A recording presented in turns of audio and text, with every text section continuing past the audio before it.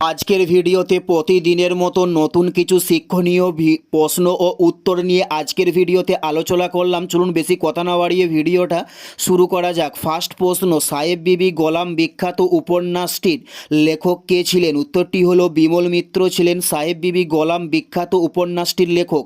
উত্তরটি হলো বিমল মিত্র। নেক্সট প্রশ্ন, রসায়নের জনক কাকে বলা হয়ে থাকে? উত্তরটি হলো রবার্ট বয়েলকে রসায়নের জনক বলা হয়ে থাকে। উত্তরটি হলো রবার্ট বয়েলকে। নেক্সট প্রশ্ন, পশ্চিমবঙ্গের রূপকার কাকে বলা হয়?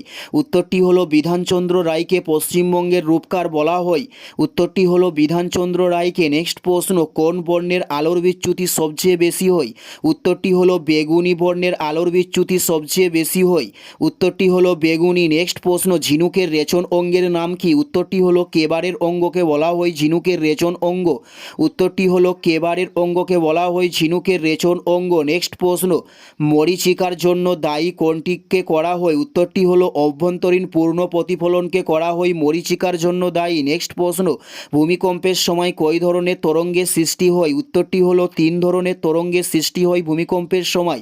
নেক্সট প্রশ্ন, ঘড়ির কাঁটার গতি কেমন গতিকে বলা হয়? উত্তরটি হলো ঘূর্ণন গতিকে বলা হয় ঘড়ির কাঁটার গতি।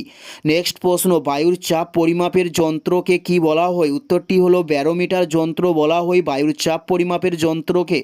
উত্তরটি হলো ব্যারোমিটার বলা হয় বায়ুর চাপ পরিমাপের যন্ত্রকে। নেক্সট প্রশ্ন, বিধবা বিবাহ আইন কবে পাস করা হয়? উত্তরটি হলো 1856 সালে বিধবা বিবাহ আইন পাস করা হয়ে থাকে। এটাই ছিল এই ভিডিওর লাস্ট প্রশ্ন।